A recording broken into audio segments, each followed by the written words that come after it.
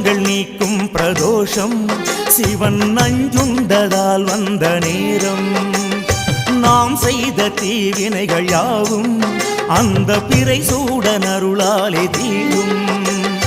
நாதனின் விடையாக நந்தியின் கொம்பிடையில் சிவனாடும் நேரம் இது. சிவன் வரும் சுகமான நேரம் இது.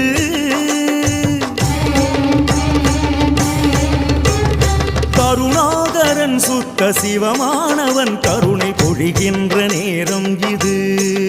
வரம் தருகின்ற நேரம் இது.